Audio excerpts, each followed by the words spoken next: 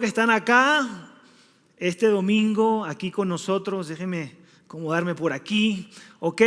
Gracias por estar acá con nosotros en esta segunda parte de la serie que la verdad nos ha emocionado mucho llevarla. Creo que detenernos en el año y hablar temas como este son bastante necesarios.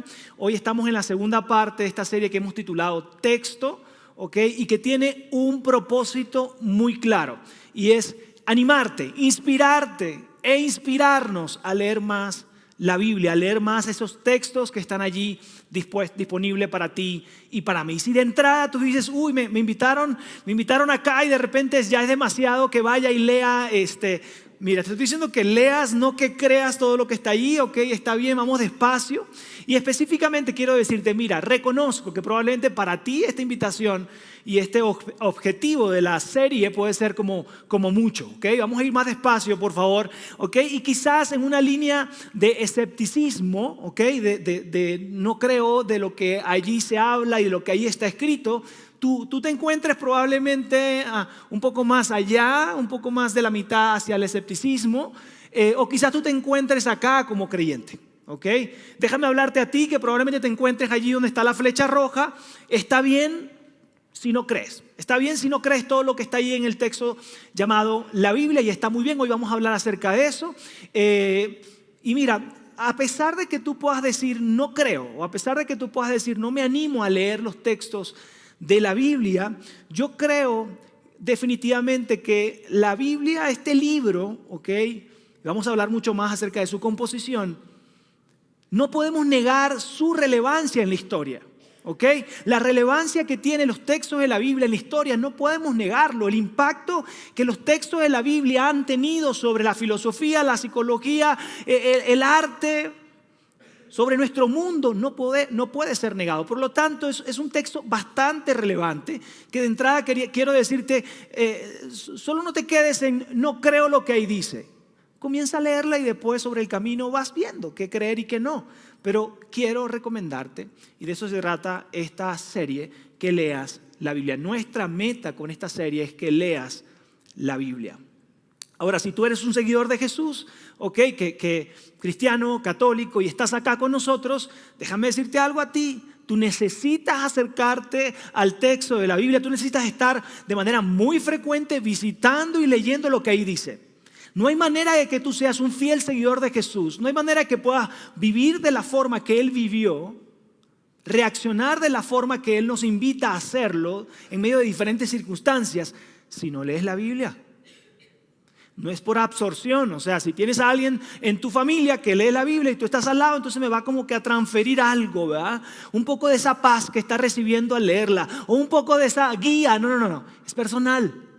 Si tú eres un seguidor de Jesús, necesitamos estar frecuentemente, diariamente, leyendo algo de este texto que sin lugar a duda puede impactar tu vida, puede impactar la manera de ver la vida, la manera de reaccionar frente a lo que estás viviendo.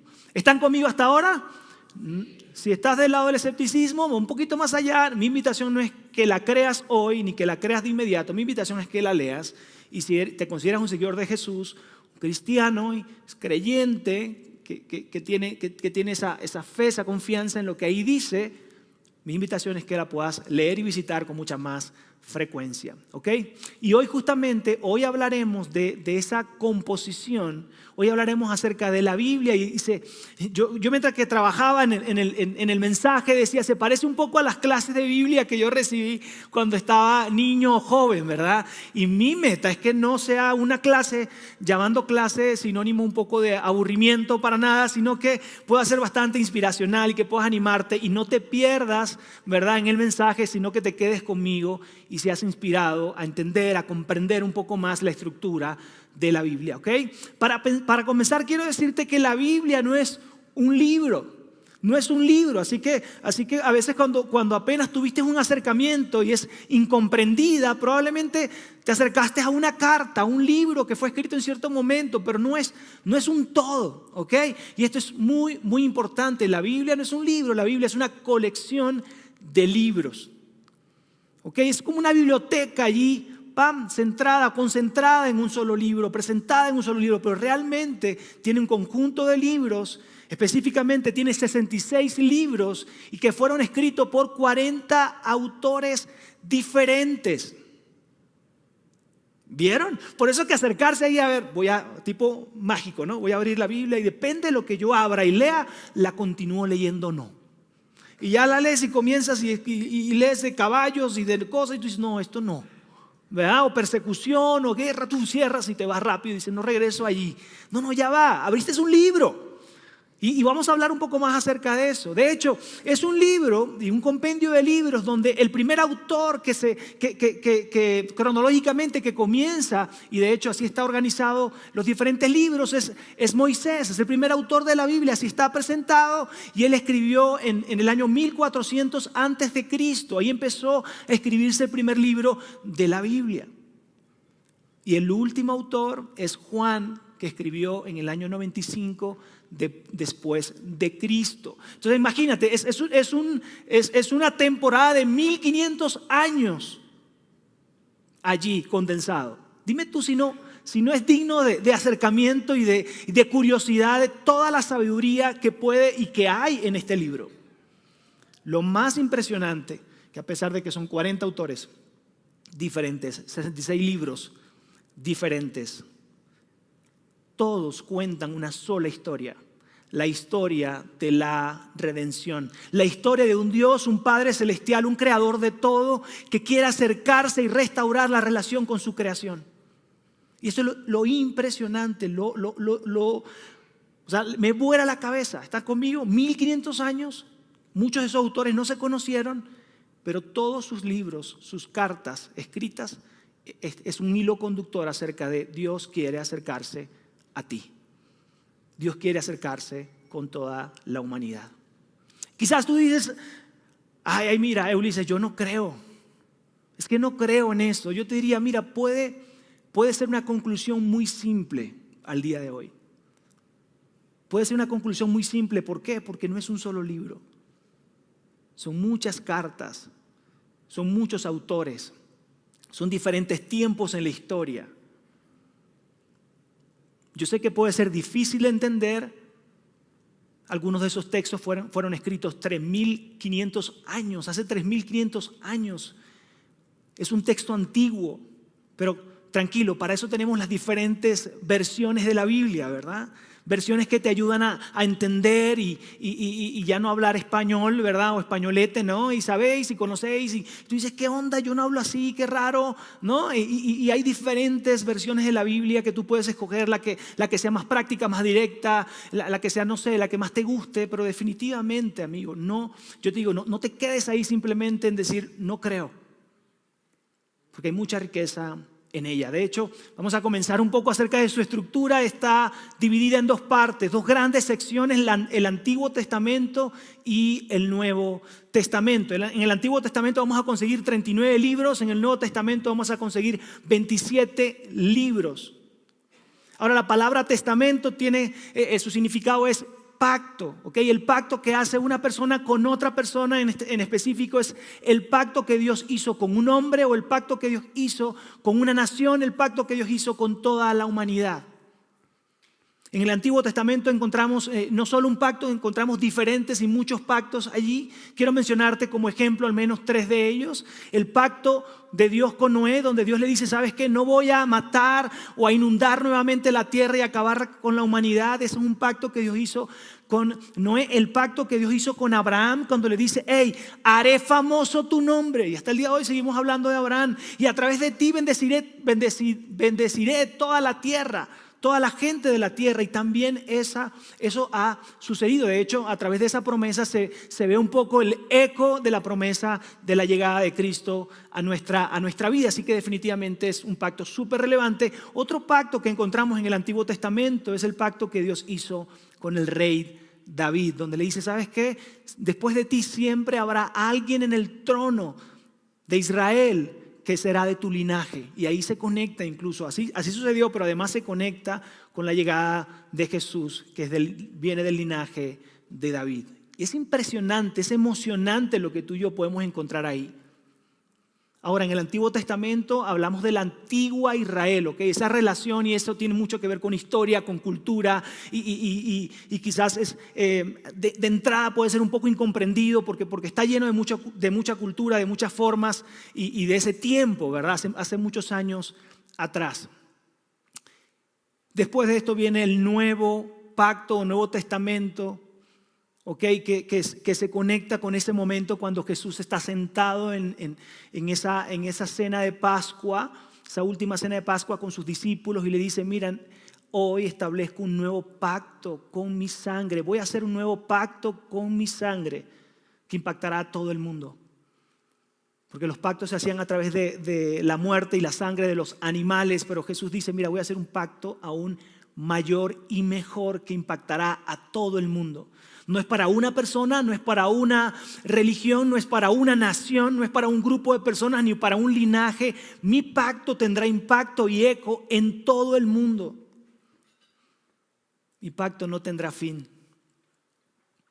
Y él estaba hablando de su muerte y de cómo iba a ser entregada su vida por la salvación y por el perdón de pecados de cada uno de nosotros. Y por eso, nuevo pacto y antiguo pacto. ¿Cómo vamos hasta ahora en esta clase?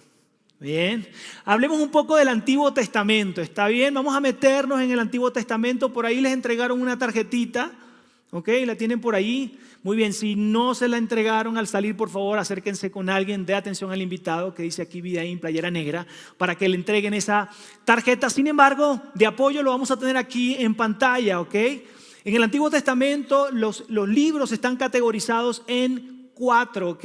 La ley, donde está Génesis, Éxodo, Levítico, Número, Deuteronomio. Libros históricos, que están todos los que ven allí en pantalla. Luego libros de poesía, todos los que están acá, y los profetas, ¿ok? Estas son las 4 categorías que vas a encontrar ahí. Ahora, no me pregunten por qué. No sé por qué en el libro, en la Biblia, al ver el orden que llevan los libros, no están acomodados de forma cronológica, y eso lo hace también un poquito confuso.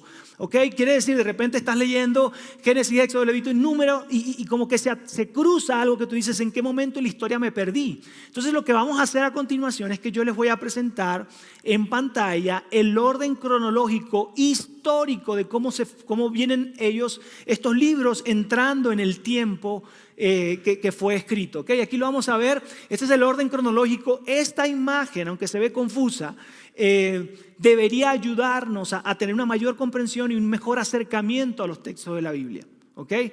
Se me olvidó decirles que para algunos de ustedes, si son muy estudiosos, este mensaje es como un repaso. Para aquellos que van dando los primeros pasos y que no son tan amantes de la historia y la estructura, esto va a ser algo también muy bueno. ¿Okay? Entonces, lo que vemos en el centro es el orden cronológico de cómo se fueron dando en la historia cada libro. ¿Okay? Génesis, Éxodo, Números, Josué, Jueces, 1 Samuel, 2 Samuel. Ese es el orden, la línea central. Y lo que vemos en la parte de abajo y también de arriba son diferentes libros que fueron escritos en el mismo momento en la historia. ¿Están conmigo? Entonces, aunque fueron ordenados, no sé por qué, de manera diferente, y como que eso hace un poco confuso, a través de esta imagen tú puedes entender que cuando se escribió un ejemplo, permíteme ilustrarlo de esta manera, es como un álbum de fotos. ¿Todavía alguien tiene álbum de fotos en su casa? Si quizás estás en preparatoria, universidad, dile a tus papás, al adulto que su pelo ya pinta algunas canas, que te explique. Un álbum de fotos físico, ¿verdad? Y lo tienes allí. El álbum de fotos físicos, digamos que trata de narrar cronológicamente la parte más emocionante o la que alcanzaste a ordenar de tu vida. Entonces, quizás la primera foto cuando conociste a ese hombre de ojos verdes, ¿verdad? Y lo conociste, y la primera vez, la primera salida, y luego cuando te pidió matrimonio, y empiezas a cronológicamente. Quizás se ve bastante borrosa la foto cuando conociste a tus suegros, no vamos a hablar de eso, y tú vas y estás narrando toda la historia. Y ahí la tienes. Pero digamos que aún lo hace más emocionante que a la par de un álbum de fotos tienes un diario. ¿Ok? ¿Están conmigo? Entonces, en ese diario tú escribes y te explayas un poco más. Oh, recuerdo aquel día cuando ese caballero me volteó a ver y sus ojos parecían un cielo estrellado y oh, cariño, y te pones todo ahí, ¿verdad? Quizás incluso, y la primera visita de los suegros a la casa, yo estaba muy nerviosa porque me iban a criticar o iban a decir, yo quería servirlas de la mejor. Y tú escribes todo ahí. ¿Están conmigo? Entonces, lo que vemos en el centro, esta narrativa histórica de lo que sucedió, de la relación de Dios con el pueblo de Israel, es como especie de ese que acabo de decir, álbum de fotos, ¿verdad? Y es eso. El diario donde tú escribes y te explayas más detalles de lo que sucedió en esos momentos, que acá es el mapa grande, pero aquí están los detalles. Son el resto de los libros que tú ves, arriba o abajo. Velo con esta perspectiva. Es demasiado emocionante. Porque si de repente, un ejemplo, tú estás leyendo la historia de David, del rey David, y te centras específicamente en 2 de Samuel, capítulo 11, ahí tú vas a narrar cuando David metió la pata.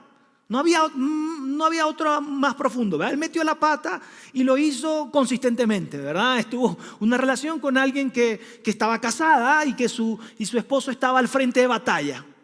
Y él pues le pareció bonita, la vio y la agarró para ella y con su autoridad se hizo de ella. Son otros tiempos, ¿verdad? Entonces, por supuesto estaba mal, metió la pata y eso lo vamos a ver en 2 de Samuel 11. Pero si tú quieres saber qué pasó en su corazón, cómo él reaccionó, detalles de cómo él reaccionó y cómo esto impactó su vida y su relación con Dios, tú tienes que irte específicamente a Salmos, está aquí abajo, ¿lo ves? En Salmo 51, el capítulo 51, allí dice oración y conversación de David con Dios de arrepentimiento por haber metido la pata. Entonces tú lees ahí y dices, no, o sea, David no se quedó con nada. Él mismo dijo, soy un miserable, no valgo nada, si alcanzo de ti misericordia. Una alta conciencia del pecado que había cometido. ¿No les parece emocionante? Entonces cuando tú y yo vemos esto y luego nos vamos a los libros, podemos encontrar mucha más riqueza, que quizás la meta no es que tú seas como un rey David.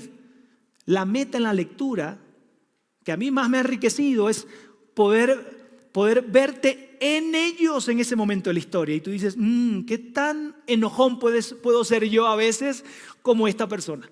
¿Qué tan dócil, qué tan misericordioso? Y hay mucha riqueza alrededor de esto. Otro ejemplo lo vemos en la historia de Salomón. La historia de Salomón la podemos encontrar en Primera de Reyes, ¿ok? Ahí está en Primera de Reyes. Pero si tú quieres conocer un poco más acerca de Salomón, su corazón, su sabiduría, cómo fue un rey tan exitoso, cómo hizo una nación tan próspera, cómo fue tan reconocido y honrado por otros. Entonces tú tienes que leer Proverbios, que es una fuente de sabiduría increíble, Eclesiastés, que habla un poco de lo superfluo o de lo que, claro, era un Salomón mucho más maduro, ¿verdad? Dice, no vayan detrás de esto, es como el viento, ¿verdad? No vayan detrás de tales cosas. Un hombre ya sentado con canas, ¿verdad? Diciendo, quiero ahorrarles tiempo, he aprendido diferentes cosas. Y por último, Cantar de los Cantares, que si no estás casado no te lo recomiendo. Ahora, si estás casado, léelo urgentemente, ¿verdad? Ahí está, Salomón habla de su pasión, ¿verdad? Y de todo eso, de una relación que tiene hombre y mujer, y de verdad es bastante emocionante, ¿ok? Así que esa es una forma, ¿verdad? Que al leerlo de esta manera y verlo de esta manera podemos atraernos, sentirnos más atraídos a la lectura de la Biblia. Ahora, ¿cómo termina esta historia, esta cronología que estamos viendo? Termina con un libro titulado Nehemías. ¿Okay? Este es el último libro histórico que vas a ver en el Antiguo Testamento, que narra la historia del antiguo Israel. Ahí termina. Sin embargo, en ese tiempo se escribió, estos profetas hablaron y escribieron Ageo, Zacarías, Malaquías. Y ellos hablaban de lo que venía, de lo que estaba hacia adelante, que Dios les hablaba a su corazón y ellos escribían alrededor de esto. Después de Nehemías viene lo que se conoce como 400 años de silencio. Pensaron que las novelas eran emocionantes. Esto es más emocionante. 400 años de silencio, ¿verdad? 400 años donde parece que Dios no habla con su pueblo, donde parece que Dios no habla con alguien específicamente que le trae un mensaje a Israel. Al menos no quedó escrito por ningún lado alrededor de esto. Fueron 400 años donde el pueblo de Israel no escuchó la voz de Dios o no fue guiado por Dios. Conectemos esta historia de los textos de la Biblia con la historia universal. ¿ok? En esos 400 años es donde emerge el imperio persa y posterior a él el imperio griego y posterior a él Alejandro Magno con el imperio romano, ¿ok? Y entonces todo eso sucede en medio de los 400 años de silencio donde este pueblo decía, bueno, pues, no sé qué está pasando, Dios guardó silencio, ¿ok? Y ahora imagínense esto, por supuesto, durante esos 400 años de no haber respuesta de parte de Dios, hubo generaciones que nacieron, ¿verdad? Que vivieron y que escucharon a través de sus papás, de sus abuelos, Dios dijo tal cosa, que viene un Mesías. Recuerda que la promesa que Dios le dio a David, que le dijo que siempre habrá un rey de su linaje. Ahorita somos como medio gobernados, ahorita estamos perseguidos, pero va a llegar un momento, mi hijo, sí va a llegar. Viene ese rey. Y por ahí alguien más le enseñaba a su nieto y le decía, mira, mi hijo, Dios le dio una promesa a Abraham y quedó escrita, déjame platicarla, que hará famoso su nombre. Abuelo, pero si ahorita nadie sabe porque todos tenemos dudas, Dios nos ha hablado más, tranquilo, yo confío, algo va a pasar. Lo que Dios dice, Dios lo cumple. No sé, poniendo yo palabras, ¿verdad?, de ellos en mi boca o mis palabras en su boca, ¿verdad? O sea, de alguna manera enseñando que esto estaba allí. Pero por supuesto algunos dudaron, por supuesto algunos también murieron sin ver respuesta en medio de este silencio. Fue mucho tiempo. Israel les tocó esperar 400 años. Hubo un gran momento muy largo de silencio. Hubo mucha duda alrededor de esto. Algunos dijeron, esto es un juego religioso, esto es como para mantenernos, pero creo que ya esto no va a pasar. Y después de un gran momento de silencio, así es, un ángel se le apareció a María. Se le apareció una joven llamada María y le dice, hey, vas a tener un niño en tu vientre. Van a ser de ti nuestro Salvador. Van a ser de ti el Salvador. Van a ser de ti el Mesías. El que va a reinar sobre todos. La promesa va a ser cumplida a través de ti. Amigos, después de 400 años. Quiero leerte específicamente lo que escribió el último profeta del Antiguo Testamento, hablando en nombre de Dios. Mira lo que escribió Malaquías. Déjenme ponerme por aquí. Dice así, miren, yo envío a mi mensajero y él preparará el camino delante de mí. Entonces el Señor al que ustedes buscan vendrá de repente a su templo. El mensajero del pacto a quien buscan con tanto entusiasmo, sin duda, vendrá, dice el Señor de los ejércitos celestiales. Estos profetas decían, hey, esto es lo que Dios me está diciendo y Él lo va a cumplir, esperen, va a llegar el momento. Y en cumplimiento de estas promesas y de estas profecías, 400 años después aparece un hombre, cabello largo, medio desaliñado, medio fuera de la onda, de la moda de ese entonces, ¿verdad? Aparece Juan el Bautista y empieza a hablar de, hey, vengo a preparar el camino, arrepiéntanse porque va a venir esa promesa, va a llegar nuestro Salvador, arrepiéntanse de sus pecados, bautícense en su nombre. Y él decía, miren, y de hecho algunos religiosos decían a su alrededor, ¿verdad? Porque Juan era bastante sobresaliente en sus formas y en su, ¿verdad? Y sus maneras tanto de hablar como de vestir, entonces, y sus hábitos, ¿verdad? Entonces le decían, oye, ¿tú eres el Mesías entonces? ¿Tú eres el Mesías? Y decían, no, yo no soy. Yo solo soy el mensajero de lo que Dios dijo hace muchos años que iba a enviar al Mesías, a nuestro Salvador.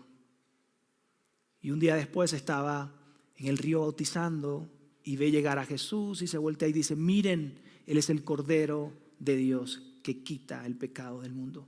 Él es el Cordero esperado, Él es el Mesías, Él es, no yo. Quiero hacer un paréntesis, vamos de nuevo vamos a ir al Nuevo Testamento, quizás lo debes tener en tu tarjeta, creo. Allí cómo está expresado y ordenado el Nuevo Testamento, porque aquí, justamente acá, se conecta el Antiguo con el Nuevo Testamento. Hay una transición. Lo que te acabo de hablar es la transición entre el Antiguo y el Nuevo Testamento. ¿Okay? Y aquí se empieza, en la historia aparece el tiempo del Nuevo Testamento y su categorización se ve de esta forma. Así se ve compuesto el Nuevo Testamento, ¿ok? Los evangelios, que al final son libros también históricos, son 4 personas que narran la historia de Jesús, ¿ok? Desde ángulos muy diferentes, Mateo, ¿ok? Y Juan, Marcos y Lucas. Yo lo agrupo de esta manera, ¿por qué? Porque Mateo y Juan hablan de lo que vieron de primera mano, ¿ok? Y un paréntesis importante acá, en el tiempo del Antiguo Testamento, los reyes, los hombres poderosos pagaban a estos escritores para que escribieran su historia o la historia de lo que estaba pasando. Por lo tanto, si tú eras de la nómina de ellos, pues no podías ponerlo como malos ni como villanos, tenías que acomodar y dejarlos bien parados, ¿verdad? Lo diferente acá es que estos 4 escritores, estas 4 personas, eran 4 personas que, al menos Mateo y Juan, caminaron con Jesús, iban documentando y de hecho estaban haciendo algo ilegal. Por lo tanto, estaban arriesgando su vida y creían arriesgar su vida por algo demasiado importante y estaban escribiendo en medio del camino. Esto lo hace muy emocionante, mientras que Marcos y Lucas escriben desde una perspectiva de un investigador, alguien que buscó a personas que caminaron con Jesús y empezaron a redactar todo esto. ¿Tampoco no es emocionante? Y todo esto narra una sola historia, la historia de redención. La historia de un Padre Celestial que nos ama y que quiere encontrarte contigo y conmigo. Luego está el libro de historia o el histórico, que es el libro de Hechos, cartas paulinas, cartas generales y profecía. ¿Ok? Esta es la categorización, ¿ok?, de cómo dividimos el estilo literario de estas cartas y de estos libros. ¿Están conmigo hasta ahora? Bien, para facilitar la comprensión vamos a hacer lo mismo que hicimos con el Antiguo Testamento. Vamos a acomodarlo, ¿ok?, en tiempo y forma que nos ayude a comprender justamente el mensaje y los tiempos de cómo se estuvieron escribiendo. La meta no es que lean para algunos porque está muy pequeño, ¿verdad? Aquí chiquititos no van a alcanzar a ver, pero pueden tomar una foto y luego verlo en casa, ¿ok? Pero los títulos más grandes nos ayudan muchísimo, ¿ok? Allá al inicio está Mateo, Marcos, Lucas y Juan. Allí narra un periodo de 3 años aproximadamente de la vida de Jesús. Es un periodo muy corto, regularmente los libros abarcan más tiempo en la historia, pero ellos se concentraron específicamente en la historia, en la vida de Jesús. Y luego está el libro de los Hechos, ¿ok?, que lo ves aquí arriba, y quiero que hagamos la misma analogía, ¿ok? Digamos que el libro de los Hechos es ese álbum de fotos donde cronológicamente ves el orden de cómo fueron pasando las cosas, esa pintura grande, ¿ok?, la fotografía, y luego vas a ver abajo las cartas que son como especie de ese diario que nos dan mucha más riqueza, mucha más profundidad de lo que pensaban, de lo que se vivía, de lo que se decía alrededor de ese momento en la historia, ¿ok? Entonces el libro de los Hechos que abarca entre 30 y 35 años posterior a la muerte y resurrección de Cristo. Y esto es emocionante. El libro de los Hechos nos narra qué pasó después de la muerte y resurrección de Jesús, y narra el inicio de este gran movimiento llamada la iglesia. Esto realmente es súper apasionante. Yo te quiero recomendar que puedas leer el libro de los Hechos para que entiendas cómo se sostuvo ese mensaje después de tanto tiempo. Y bueno, voy a hacer un par de ejemplos, o al menos uno, para igual hacer esta idea de el álbum de fotos y las cartas o el diario, ¿ok? En el libro de Hechos específicamente vas a ver el viaje o la visita que Pablo hizo a Éfeso. ¿Ok? A una ciudad llamada Éfeso. Él estuvo allí, él caminó por allí, lo vas a leer en Hechos, quizás un poco breve o a grande escala, pero si tú luego vas más adelante, vas a encontrar el libro de Efesios aquí en esta torre, ¿ok?, donde Pablo 5 años después deja lista una carta donde él narra un poco de su experiencia de haber estado con ellos, de caminar con ellos, habla al detalle de lo que veía en sus corazones, habla de la pasión o no que encontró en ellos, habla de la receptividad o no al mensaje, habla de personas específicas de ese tiempo, pero esta carta fue escrita 5 años después. ¿Vieron? Entonces, eso es lo emocionante, y eso pasa con muchas de las cartas que están acá. Filipenses, su viaje a Filipo. Colosenses, esta carta fue su viaje que vas a ver por aquí en Hechos, en su viaje a Colosa, ¿ok? Mientras que 1 y 2 Timoteo al menos fueron 2 cartas escritas a Timoteo, ¿Ok? Entonces, bueno, esa es la forma también de poder entender y comprender la profundidad de lo que encontramos en el Nuevo Testamento. Por último, vemos allá al final de rojo, un poco tenebroso, Apocalipsis. ¿Ok? Vemos Apocalipsis, no sé quién lo ha leído, y las otras tres cartas que escribió Juan. Y esto fue escrito por Juan en la isla de Patmos, cuando estaba aislado allá, ¿ok? Y él estaba escribiendo alrededor de lo que Dios le estaba mostrando acerca de qué venía, del futuro, ¿ok? Y déjame decirte algo, hay algunas corrientes de iglesia, algunos teólogos que dicen que lo que Juan escribió acerca, que para otro grupo es algo diferente, no se trata del futuro, sino de algo que ya ocurrió, ¿ok? Para mí y para nosotros que somos cristianos, que creemos en lo que Jesús hizo y el Evangelio y todo esto, en la palabra de lo que Jesús dijo y quedó redactado, creemos que es algo que está por venir, ¿ok? Que es algo que viene hacia el futuro. De hecho, Juan habla acerca de la segunda venida de Jesús y habla acerca de un nuevo cielo y una nueva tierra. Para algunos de los que están acá dices, le fue muy mal a Juan en esa isla, se volvió un poco loco. Pero quedémonos con lo siguiente. Hoy en la historia tú y yo nos encontramos en el mismo lugar que el pueblo de Israel. Mientras que esas profecías y esas promesas para el pueblo de Israel tardaron 400 años y hubo 400 años de silencio, para nosotros, desde el momento que Juan escribió Apocalipsis a la fecha han pasado más de 2000 años. Y estamos en nuestra temporada de silencio, ¿ok? Pero déjame decirte algo que me anima en medio de esto. Si tú ves hacia el pasado, que acabamos ahorita de hacer todo un recuento, tú ves algo que yo también veo, profecías cumplidas, promesas de parte de Dios que dio a través de ciertas personas en diferentes tiempos y que a la final esas promesas fueron cumplidas. Mírame, 700 años antes se habla de un Mesías y Jesús nació. 700 años antes Isaías hablaba de que el Mesías y este rey iba a sufrir, iba a morir, y la gente decía, a ver, ¿cómo? O sea, ¿cómo que va a sufrir? Si va a ser el rey, va a ser el hombre más poderoso. Y efectivamente Jesús murió, pero también resucitó y sufrió casi a detalle lo que Isaías 700 años antes narraba que iba a sufrir.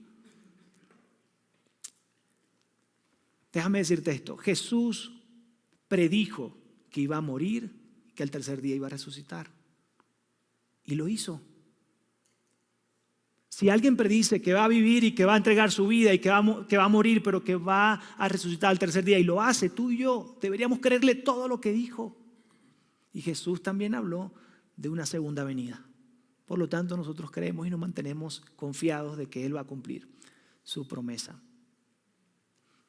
Quédate con esto de nuevo. Todo esto, 1500 años que ocupa y que abarcan estos libros, 66 libros, hablan de una historia, la historia redentora de Dios. La historia de un Padre Celestial que te ama y que, míralo de esta manera, y que usó a 40 autores diferentes. Y que empezó esta narrativa con el pueblo antiguo de Israel, pero siempre con esto en mente, conquistar tu corazón y conquistar mi corazón, tener una vida que tú y yo tengamos y disfrutemos en relación con Él. Ulises, pero es que la Biblia fue escrita por hombres. Sí, está muy bien y yo lo creo, te lo acabo de decir. Pero lo impresionante es que estos 40 autores no se conocieron, muchos de ellos nunca se vieron a la cara, no tuvieron tiempo de ponerse de acuerdo. Y todos ellos narran la misma historia.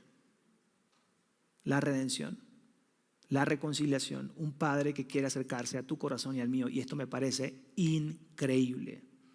Todos los libros están conectados. Cierro con esto. Mira, si probablemente nosotros pudiésemos preguntarle al emperador César Tiberio, de aquel entonces, en el primer siglo, emperador, ¿usted cree que años después su imperio va a ser opacado por la vida de un carpintero, por cómo él vivió, cómo él fue sacrificado? ¿Usted cree que esto va a pasar? Jamás.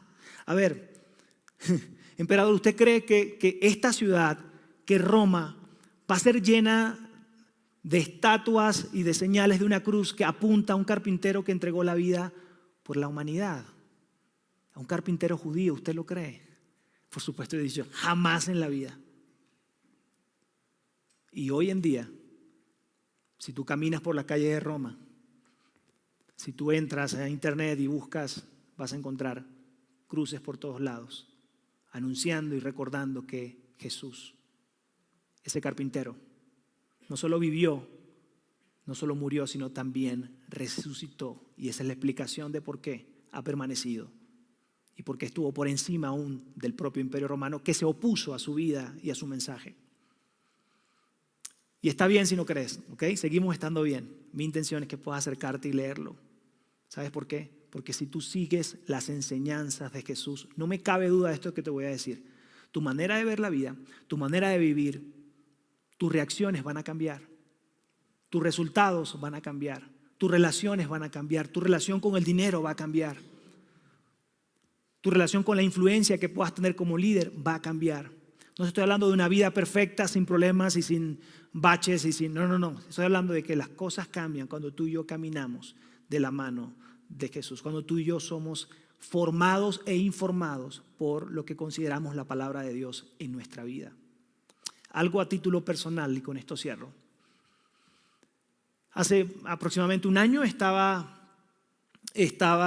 visualizando un poco lo que ya venía para nuestra familia, ¿ok?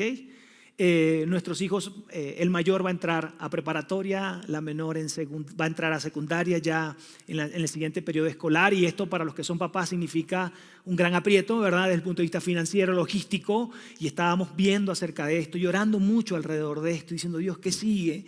¿Qué puertas, qué lugares, qué caminos debo tomar? Y obviamente el hombre hace sus planes, ¿verdad? Tu mente hace tus planes, hace tus cálculos, hacemos tal y cual cosa, pero definitivamente había eso en mi corazón de no quiero desviarme, ¿sabes? No quiero desviar mi enfoque, mi atención, para nada quiero estar invirtiendo mi tiempo fuera de mi propósito. Y en ese momento de oración y de reflexión me consigo esto en los textos de la Biblia, que para mí fue la respuesta de Dios para ese momento.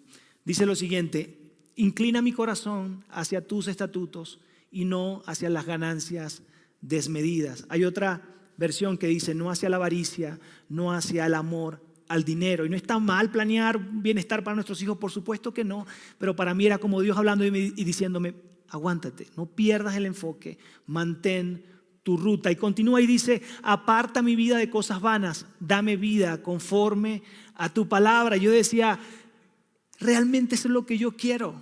Yo no quiero hacer lo que yo crea que es mejor, yo quiero escuchar tu voz y hacer tu propósito en mi vida, llevar a cabo lo que tú has planeado para mí, definitivamente. Amigos, el texto de la Biblia ha cobrado cada vez mayor importancia para mí. Quizás no puedo decirte lo mismo cuando era adolescente, joven adulto, era como por ahí me agarraba, sobre todo en momentos de angustia, ya sabes, no la agarras, Dios mío, no, ayúdame, ¿verdad? Pero poco a poco con la madurez ha cobrado cada vez mayor fuerza en mi vida, y sin lugar a duda quiero decirte esto: cuando yo he leído los textos de la Biblia he sentido como en esta ocasión respuesta para mis necesidades, dirección para la decisión que debo tomar, esperanza en momentos de desesperanza, fortaleza en momentos de debilidad. He entendido y he escuchado a Dios mismo hablarme a través de lo que he leído, y de diferentes maneras Él me ha guiado y Él me ha acompañado en diferentes etapas de mi vida. No estaría aquí parado si no fuera por el poder de los textos en mi vida en diferentes momentos. Quiero dejarlo con la siguiente tarea, ¿les parece? Y con esto nos vamos. Muy bien, por acá vemos. Siguiente tarea, un plan de lectura. Comenzamos el día de mañana. Quiero animarte que lo hagas. El día lunes vas a leer los 10 mandamientos. El día martes vas a leer un texto que habla justamente de David y Betsabé y esa relación que tuvo. Día miércoles vas a leer David en su conversación con Natán, con aquel que lo confronta con su pecado. Luego el jueves vamos a leer la oración de David, muy buena, no te la puedes perder, ¿okay? Alrededor de un corazón arrepentido por haber cometido adulterio. Y por último, el viernes vas a leer la historia de Jesús cuando se acerca a una mujer que es encontrada en adulterio. Entonces, lo impresionante, lo padre que vamos a leer ahorita es que el lunes vas a leer los 10 mandamientos, el martes vas a leer un poco de historia, okay, de lo que pasó, una historia, el miércoles vas a leer una oración, el jueves vas a leer también lo que Natán le dice a David, y por último vas a leer cómo se conecta el corazón de Jesús expresado en amor a alguien que comete adulterio. Ley, historia, oración y palabra de Jesús o Nuevo Testamento. ¿Qué les parece? ¿Se animan? Bien, vamos a orar. Dios, te damos muchísimas gracias. Gracias por apartar este espacio para ser definitivamente retados, inspirados a acercarnos más a esos textos que consideramos algunos de nosotros tu palabra escrita, que fue inspirada a muchas personas, a 40 personas y en diferentes años, pero que hoy es tan relevante, que hoy impacta nuestra vida para bien. Yo te pido, Dios, que puedas recordar y que puedas traer esa inquietud a cada uno de los que están acá en la sala, que puedan acercarse lunes, martes, miércoles, esta semana a leer al menos el plan de lectura y a acercarse con curiosidad, con apertura, con hambre de escucharte a ti, de conocer más tu corazón, de conocer más ese corazón que alimenta todos los textos, porque habla de la redención, de el amor que tú tienes hacia cada uno de nosotros. Nos ponemos en tus manos este día y el resto de la semana o la siguiente semana, en el nombre de Jesús. Amén y amén.